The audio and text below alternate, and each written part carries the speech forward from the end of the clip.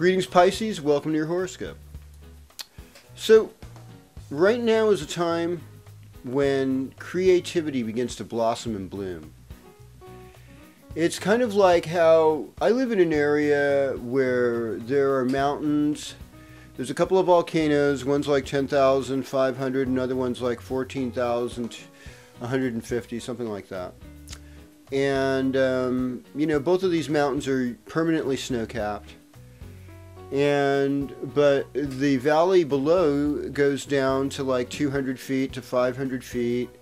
And it's really hot there in the summer. And it's just amazing, even a day where things are reaching plus 30 degrees Celsius.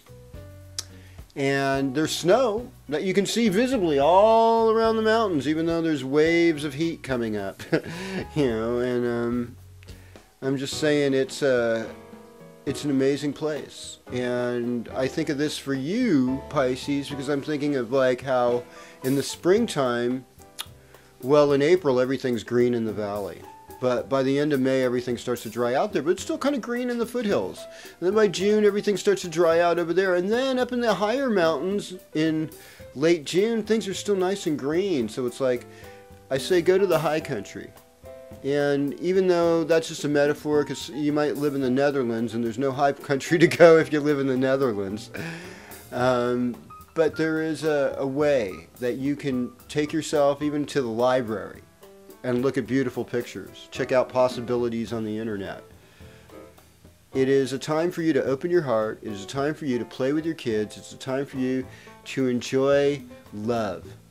And it may not be the time for the love affair yet, but something could be bubbling. Something could be happening that's going to blossom in the next week or two.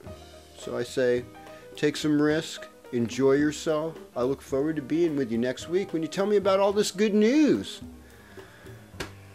All right, so if I wanted to wrap this up, this week's forecast, I would just say this, is that we're in a waxing moon period. The energy of the moon's growing. Sun is in Cancer. Cancer's key phrase is I feel. Be in touch with your feelings. Venus goes direct this week after being retrograde for a long time. Finally, it's like a star is born, and it's born anew. Our creativity is about to move forward, and we can perfect that which we had begun, and accept that our needs are going to be met. And with this, we have to say, let us empathize with each other. Let us treat each other as family, as tribe. For we were moving back to tribalism in this new time. I encourage you to love each other. See you next week when we do this again on the Planetary Persuader. Sweet. Yeah, that was a little shorter, but whatever. It worked. Close. Mad Hatter.